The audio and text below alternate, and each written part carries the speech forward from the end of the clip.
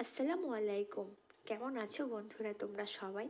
যে যেখান থেকে কাছে বা দূরে যে যেখান থেকে আমার ভিডিওটি দেখছো, আশা করছি তোমরা সবাই খুব ভালো আছো। আলহামদুলিল্লাহ আমরাও ভালো আছি। তোমাদেরকে সাথে নিয়ে আজ এই সকাল থেকে আমি একটা নতুন ব্লগ স্টার্ট করছি। আশা করছি তোমাদের ভালো লাগবে। তো চলো আমার সঙ্গে থেকে আমার ব্লগটি দেখতে থাকো।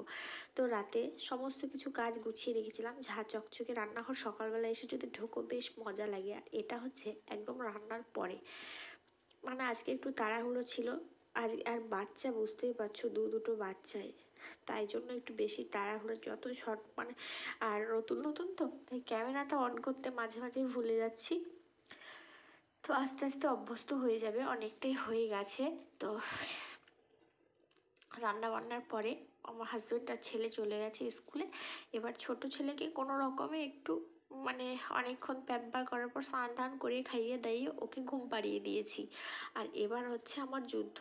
এই কাজ বাজগুলো সমস্ত কিছু হবে, স্নান করব আর ঠিক খেতে বসবো, তখনই ছেলে উঠে পড়বে।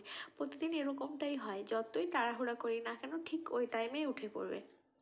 তো দেখো এই সমস্ত বাসনপত্রগুলো মাজবো। আর আমার যে মানে ওভেনটা আছে, এত কালি পড়ে, 5 বছর থেকে এই কালি মাজতে মাজতে আমার জীবনটা যেন শেষ হয়ে গেল। কিন্তু কি করব, নিম্ন মধ্যবিত্ত পরিবার, চাইলেই তো আর নিতে পারি না বলো। একটা রোজগারের উপর দিয়ে আর পুরো সংসারটা চলে, সব কিছু তো আর ইচ্ছে করলেই হয়ে যায় না। তো আজকে আমাদের পরিবারের নতুন একটা সদস্য আসবে, এটাকে আমি তাড়াবো। অনেক দিনের ইচ্ছে ছিল বাট হয়ে উঠছিল না। তো দেখো বাজাজের এই 3 বার্নার ওভেনটা নিয়ে ফেলেছি।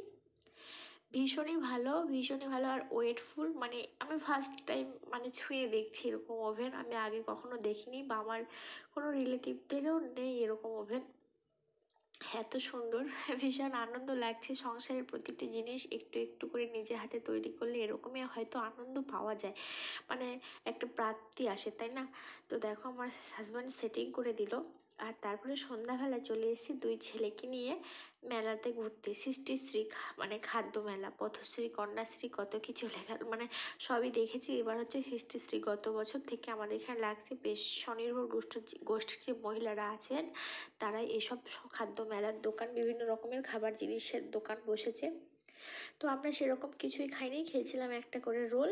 আর এই যে দেখো এই বাঁশের জিনিসগুলো ভীষণই ভালো লাগছে, কারণ প্রতিটা খাবারের দোকানে প্রচণ্ড ভিড় ছিল আর ভালো লাগছিল না। একটুখানি ঘুরে টুরে এবার হচ্ছে এই যে সেলফি জোন।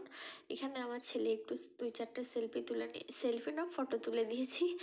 বেশ ওর ভীষণ ইচ্ছে ছিল ও ফটো তুলবে। তো তোমাদের ভিডিওটা কেমন লাগলো বন্ধুরা?